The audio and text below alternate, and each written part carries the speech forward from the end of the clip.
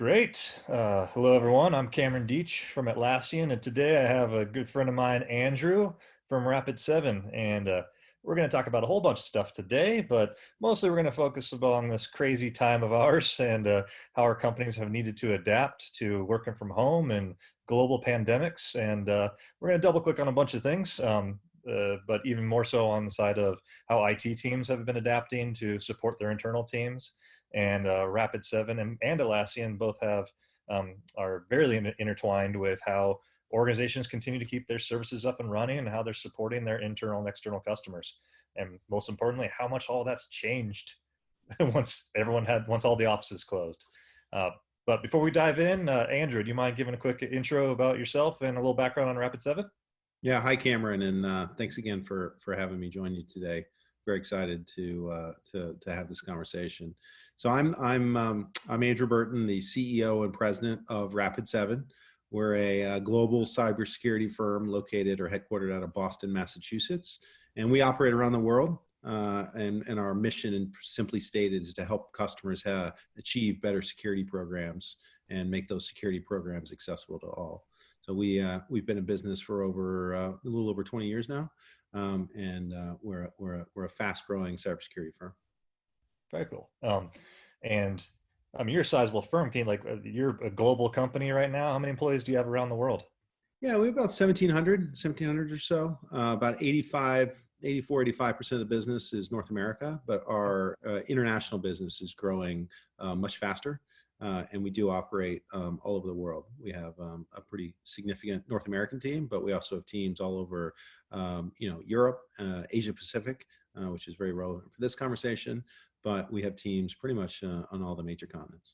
Yeah. Yeah, my experience just as COVID rolled out. So I was managing teams in Dansk, Poland, and Sydney, Australia, and Bengaluru. And you're probably like me. We're doing video calls, daily with all these different teams, and you could kind of see the global pandemic kind of hit the different countries at different times and different levels of concern.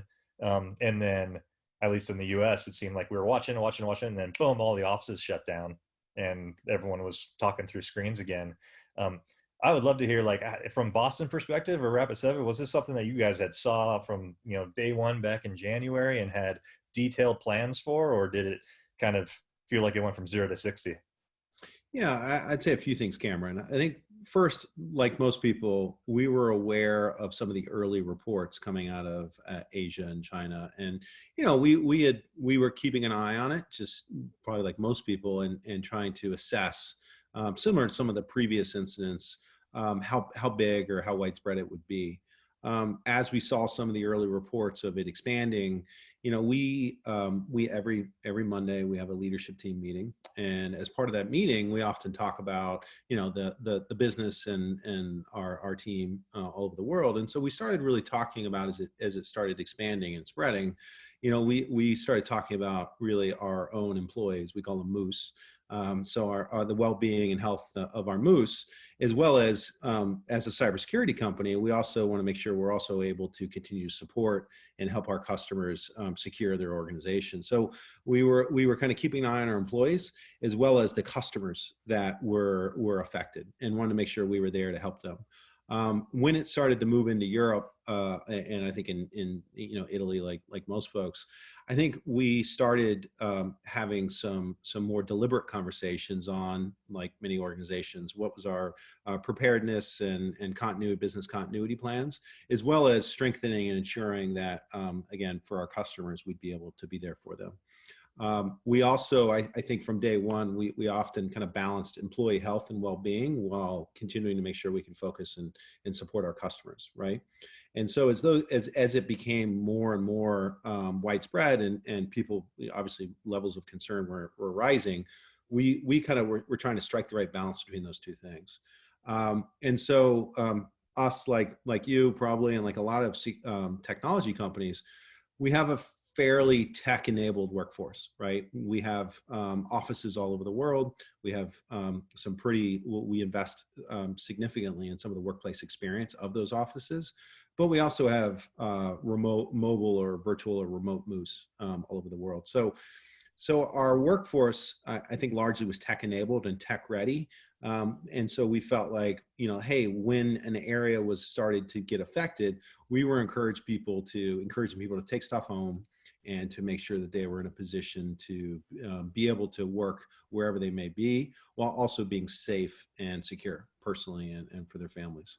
But it up until I think there's a large security conference in California, actually out there in San Francisco, and we began to, people were still traveling. We had started limiting our business travel, but the conference, there was a question about whether the conference would be held, and some notable companies had pulled their participation, I think largely because a lot of their teams were coming in from Asia. And that was really when I think we kind of then doubled down in a lot of our efforts. We actually requested people to work virtually. We kept our offices open, but we began to buffer people to where they could come into the office if they needed to or if they forgot something. Yeah. But we began to really do what is now widely accepted as social distancing. Yeah. But we began to really encourage people to work remotely, come in if needed, and we started to make sure that people had So what they this was needed. this was well ahead of the kind of government mandates of shelter in Yeah, place and all of that. Okay. yeah, yeah. And I often gotten the question, lucky or good or just thoughtful. In hindsight, right? We felt like we were one of the first companies Yep. to really kind of be able to be completely virtual. But I think it was guided by this focus on, hey, how do we make sure our people are safe and their well-being? And we felt like, for us, we didn't want to take any chances, even while I think some of the early reports were unknown, right? And so it was a little informal to start out with. One of the other things that I'll add is we began to really we're pretty connected in the communities right around us, whether it's as a public company, right? We're a publicly traded company like you guys. And so, the CFOs talk to each other, the CEOs talk to each other, the CROs. And so people began to really exchange information. It was pretty cool to see how the companies began to share information. So for example, that security conference, a couple CMOs that I'm friends with, we began asking each other like, hey, what are you doing? Well, what are you doing? How are you guys approaching it? And so I felt like the exchange of information and ideas, we quickly could establish and figure out the best of what other people were thinking as well as ourselves. And so I think we were Boston and like most places, the advisories and encouraging people to stay at home or shelter in place, whatever you want to call it. I think we had already been virtual for, I want to say about 10 days beforehand. Got it. And people were, friends of mine were still going into their offices, but we felt like, in a lot of things, if you're proactive and you're out in front of it, you have more flexibility. But it was, our workforce is, they have a lot of laptops, we use a lot of cloud services. So the areas where we had to strengthen were largely, we could identify those quite quickly. Yeah. So two things I got to dive into. One, moose. Like that's the first time I've heard you call your employees moose, which I guess Yeah, that's better than calling them resources. I would yeah, love, and yeah, I think that's indoctrinated in probably your company culture, which yeah. is a really important topic. Is how do you maintain your company culture when no one can actually be face to face? Everything's through video screens and messaging channels. Yeah, yeah, no, it's a great question, and so I'll start with moose, and then I'll come back to the cultural element, because I think it's a really good question, right? So the moose, the moose back in the day, like most organizations, there's a history, right, of how those organizations and teams get started, and for us, we're no different, right? So the simple story, or the short story, is the singular of moose is moose, and the plural of moose is moose. And so the reason we call ourselves moose is it gets to one of our core values, which is, we believe that it's essential for us to have impact together. And whether you're an individual or a team, you're all moose, right? And so that's largely how it's how it came to life. But I think to your broader question of us, like I'm sure you guys and like many of the participants here, culture for us is something that just goes to the core of who we are, and we try to live our core values. And so, for example, we have these core values. One of them is challenging convention, right? Being in cybersecurity, being in tech, we have to continually think about how our customers can get to better security programs and not necessarily just doing it the same way. Well, having our core people values also challenging convention enables us to make sure that our core values align with our customer, what the customers are looking for. So, for example, when challenging convention, when COVID began to really hit and we went remote, we encouraged people to challenge convention on how they met with their teams, right?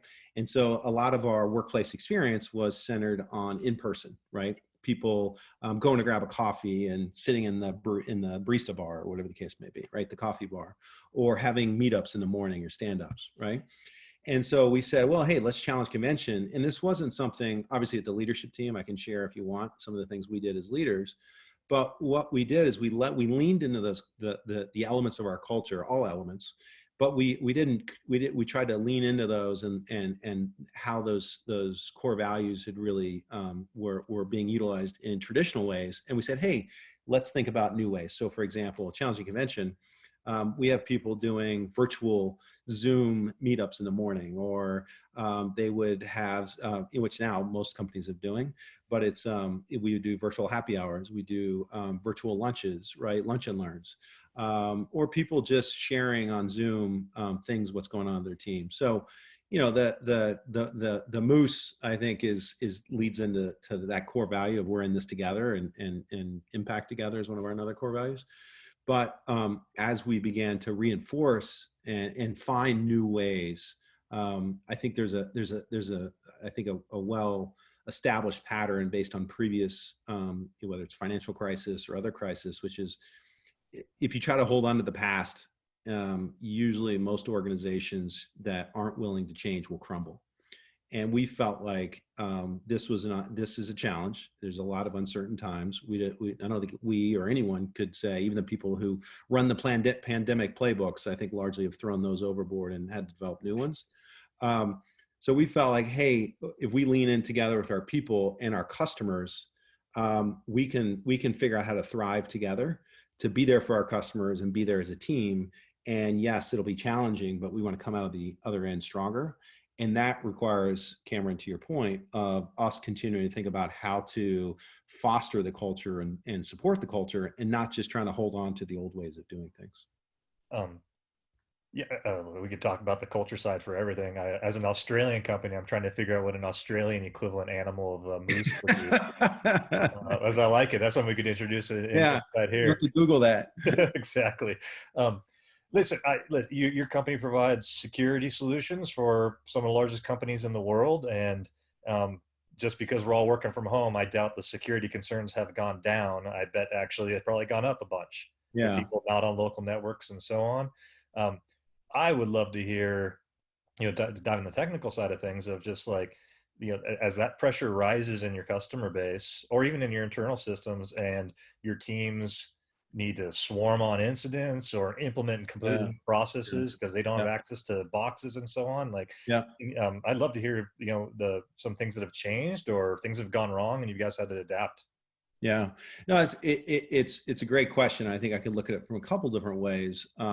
Whether it's us or our customers, I think one of the things that we immediately, I think, saw with us, but also companies like ourselves, but now, and we talked about with our customers, is it depends on, let's call it, your industry, your economic condition, your business position, as well as your readiness as a team and your investments around IT and your security infrastructure and your IT ops, right? So, for example, if you're in healthcare versus retail versus financial services, those are three entirely different dynamics going on, right? Healthcare is under massive duress with, all the elective surgeries, with 50 to 60% of their revenue now has been postponed. And at the same time, you're at risk of being overwhelmed, serving this healthcare crisis. While those IT and security teams, I mean, can you imagine having a critical system failure if you're in clinical delivery, right? Or being hit with a ransomware attack. And so in healthcare, like that is like you're being overwhelmed on one side, and your IT and security teams are trying to, do their job, but also recognize that massive demand shifts are occurring in your organization. If you're in retail, a lot of retail organizations, your position in e-commerce versus not, or maybe the storefront and how you affect there. And obviously financial services, right? We see a number of customers who their IT operations and infrastructure for call centers, for example. I think we know people have call centers overseas, and those call centers were never designed for people to take their device. I'll take this thing and I'll walk, I'll take it home with me so I can do my job at home. They were call center centered, right? And so it gets to a little bit of both industry as well as how you approached enabling and supporting your teams, whether you're in development, IT, or security, and also your specific stage and scale, right? We see, some of the mid-sized organizations having a lot more flexibility because they have maybe grew up in an age where there was mobility was a fact of life. With that said, some larger organizations that are more leaned into digital transformation, they're maybe in a better position because their applications are in the cloud, right? So I think one of the first things we have tried to do is recognize that you have to look at it in the context of which your organization, your team, and your capabilities are operating, and figure out where you are in that journey. For Rapid7, we're very leaned in on technology. We have really fostered and continue to foster this kind of tech-enabled, customer-centered workforce, and challenging, as I said earlier, some of those core values. But it is a really challenge, I think, for a lot of organizations. And we could talk about, if you want, how people are handling those. But I think it's one of the first things to realize is you have to be empathetic, not just to those around you, in your team, when you're talking to whether it's your sales or IT or security people, and understand the environment that they're in. But you also have to, I think, make sure you try to appreciate what environment people are in and how they're working through the change process. Um, so related to this, it looks like I was just looking at the news on Rapid7, like you guys acquired a company last week, and having gone through plenty of M&A at Atlassian over the years, like IT integration after M&A is probably one of like the most, Yeah. heavy parts of Yeah. acquisitions, and Yeah. like getting people the new laptops and getting people on the networks. And Yeah. that's hard enough when you're doing it face to face and they're in the Yeah. office with you. Like, how are you guys handling this remotely? Yeah, so actually the acquisition was announced last night. We waited till the markets were closed, and then we announced both the acquisition as well as some other things. And so you're right, Cameron. I mean, you think about ways you did business or operated your organization before versus now. So we had been looking at this space, the cloud security space and the cloud management space, for quite some time.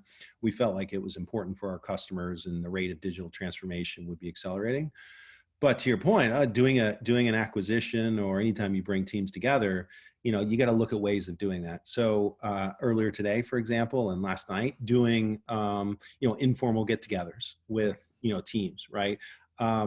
Figuring out ways to foster engagement and ways to get to know each other without having to do without being able to do dinners or face-to-face meetings, right? So we're working through it, but I think good example is having that conversation with somebody and saying, hey, I know regularly I would have loved to have been there in person and spent the day with you. However, let's figure out together how to work through that. I think one of the first things I've encouraged a lot of our leaders to do is to just have that vulnerability and empathy, and try to figure out how to establish that authentic kind of personal conversation with people, to be able to navigate things like, for us, an acquisition, right? Or just operating the business, or bringing in, we also hired a new CMO. So a good example there of bringing in a new executive, right? How do we do that in a virtual environment, right? So, it spans all aspect of the organization, but I think we're trying to do it thoughtfully, and most importantly, authentically. Okay. So once again, back in the security space, like, keeping your company secure is a massive need across everyone. That's only become, it's inflected up as people have gone Yeah. remote. Yeah. As a leading provider of security solutions, like, do you have any tips and tricks that, like, are you proactively reaching out to your customers and, Yeah. providing advice on things they should think about? Yeah, so one of the things that go back to your comment about core values, one of our core values is to be an advocate and really think about that as for our customers, right? Understand them and work with them and advocate for helping them do their jobs. And so one of the first things that, when we look at that is looking at people like security, like personal hygiene, right? If you're practicing it and constantly doing it, it can be something that, you're just making progress every day. There are some organizations that, might be, less mature in their security programs, or some that are more mature. And so one of the things that we often do, and we quickly have been doing a lot of customers, is, as you said, is providing access to expertise. We're not trying to profit on the situation. We're providing unlimited expansion and usage of our services. So our customers say, you know what, you need to flex to cover your remote workforce. We had one organization, about 50 some thousand employees, went from their workplace to home, right, to virtual. And so we're like, wow, that is a massive challenge for an IT team and a security team to handle. So what we said is like, hey, you know what? We're going to lean in and be there for you. We're going to be a partner to you. So you can expand unlimited usage, no charge, as you work through this time period, right? And we provided that to all of our customers so that they could flex to meet the needs without having to worry about, oh my God, what's my security vendor or partner going to do with me? So unlimited expansion, security expertise, and guidance. But going back to my previous point, is we try to understand their situation and what they need, and try to match our ability to help with what they need, and try to take that time to understand it. From a security standpoint, I think one of the first things I would encourage anyone to do that's trying to figure out this remote world is to make sure that it's tough to make complex decisions under duress, right? And I would say I would encourage any security or IT person to try to figure out or create space to kind of, there's public health crisis, there's financial challenges, there's, operational challenges, there's massive demand, is try to find time or create space to make good decisions. And when people are often just sprinting or trying to respond to a crisis, it's realize you're in a crisis. So I say, like, hey, when you're thinking about your security program, try to, you can pre-plan it and you want to create space for it, but you also want to make sure you recognize you're in a crisis, and you need to make sure that you take the time to, provide opportunity for introspection, or engage with some of your others, engage with peers, engage with, those companies or organizations that you may have a relationship with or trust. Um, I want to go back to something you spoke about earlier as you were, you know, really trying to figure out how the company was going to respond to the Mm-hmm. situation, and you are balancing customer needs with internal employee health. Yeah. Um, and I think that's really interesting because, like, I think you see that today, right? We definitely see remotely at Atlassian, which is, we still have very high SLAs. We need to respond to our customers. We have things that just can't go down because they're critical systems and critical internal support and external for our customers. Meanwhile, we're trying to figure out flexibility because we Yeah. have both working parents with kids at home. We're trying Yeah, to, definitely. deal with people having challenges with isolation and mental and emotional issues. And of course, we want to lead with, let's take care of all the employees always first, but let's not kid around. The systems can't go down. Yeah. Like, how I would love to hear how you actually, like, did you have a hard decision you had to make, or how do you use a framework to balance those trade-offs? Yeah, I think so obviously it's like any effort, there is a history to it, and we didn't just wake up one day and said, hey, we need good security, or we need good IT and operational support. I think we, like any good cybersecurity company or technology company, we were investing and constantly focusing on, do we feel like we're at the standard that we need to be and we believe as a global cybersecurity firm, and we are constantly challenging our teams to kind of embrace that challenge, and not just with our customers and be there for them, but to also be there for each other. So I'm not going to sit here and tell you, Cameron, it was flawless, right? But I think as you would expect, I would imagine, like Atlassian, you guys are a market leading company. I believe Rapid7 is a market leading. So as a market leader, you're setting the standard, right? And you're trying to constantly advance that, right? And challenge that. And so, for example, we rely heavily on Google, the G Suite. We rely on Slack, and we rely on Zoom, right? So we have a lot of those tooling, but then Zoom has some security issues, and we're like, wait a minute, we've got to make sure that we're constantly assessing and making sure we're using the tools and technologies that are best, right?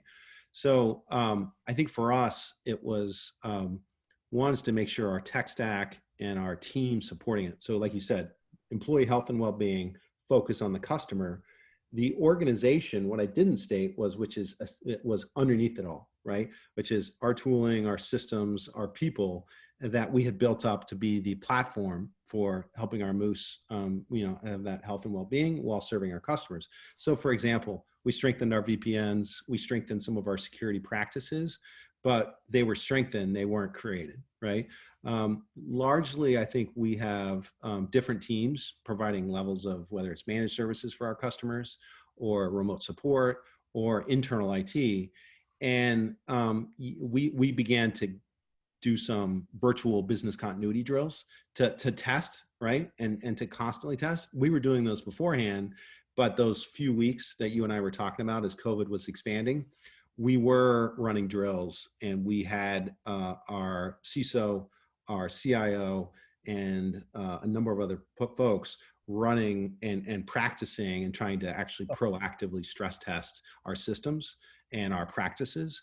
And so that did serve us well. But we haven't stopped, right? We're continuing to think about hey, for example, opening up offices or returning to work. We're thinking about what does that look like? How might we do it? We haven't gotten to the answer, but we're spending time working on the problem. Okay, gotcha. That's actually something we've discussed internally here at Atlassian as well, and our team's put together kind of like our documentation around how we're actually approaching it. I'd love to share that with you after we have the call. Which is actually a good segue into let's talk about the future. Like the biggest is I think we all agree. I don't think anything's going to be how it always was. Yeah. Like this is something it's going to change our companies and how we interact with our customers for the long run. One, I'd love to hear broadly how your company's thinking about that, but more specifically, we have a belief, I don't know if you guys see that, with everyone going remote, not everyone's going to come back to the office once the doors open back up. And how are we going to transition to support maybe a much larger remote workforce than we currently have? Yeah. Back to that challenge convention core value we have. So I think you're right. We have invested a lot in workplace experience. We have offices around the world, and in those offices, we continue to try to make sure that was a great workplace experience. But to your point, in the COVID era, in the post-COVID era, I think now we're not trying to hold on to the past, right? We're not trying to say, oh, well, as soon as COVID's over, we're just going to go back to the way things used to be. I think there's a culture of embracing change or challenging convention, and that never done, one I mentioned as well. So for us, I think we're trying to think about what does employee productivity look like? What does focusing on the customer look like when you're in this kind of rapidly changing environment, right? So, I think we have seen some, let's take, we have people managing teams that are relatively new managers, right? First-time managers. And I was meeting with some of those folks, and they're, this is new to them, right? And they used to, they were doing it in an office and they could see everybody. And so, I think to your point, Cameron, it isn't, hey, as we start to open up, let's just go back to the way things used to be. It'll be, what did we learn from it? What worked? What didn't? But most importantly, what are the things that we can, take a learning-based or thesis-driven approach to, hey, how do we create, if our thesis is we want to create the best work environment for our team to have an impact for our customers. That work environment is like, well, what can we learn from this experience to maximize that? I've been, with our team, I have been just utterly amazed. I'm so humbled to lead and be a part of the leadership team at Rapid7, because when you're talking to people on the front line, trying to keep systems up, trying to secure those things, and they are just, leaning in and really focusing on how to do their job in challenges, like you said, like kids running in, or dogs or pets, or, I had one guy, he and his roommate I guess they flipped a coin over who got the kitchen table, and the other one had to go in their room in their bedroom to work from. And so, you gotta, like people are facing challenges of all different types. And one thing I'm certain is that how we overcome those challenges is going to be the enduring tale of COVID. Amazing. Well, hey, Andrew, I can't thank you enough. You're a CEO of a public company in the security space, less than 12 hours or 24 hours off a recent acquisition, and that you'd spend 30 minutes with myself and our broader audience here sharing some of your practices is a huge investment of your time. And I want to thank you so much for everything you've shared here today. I Yeah, appreciate Cameron, I'm happy to be here. I'm a big fan, obviously, of Atlassian, and I love the work you guys do. We're a customer as well, so anything we can do to help our colleagues and friends and community members is I'm more than happy to do it. So thanks for having me. it. Awesome. Well, it was great having you. And hopefully pretty soon we can get back on planes and I can come out and finally visit you in Boston. So, Yeah, same here, Cameron. I look forward to it. okay. Thanks a lot, Andrew. Have a good All day. right, take care. Bye bye. Yeah.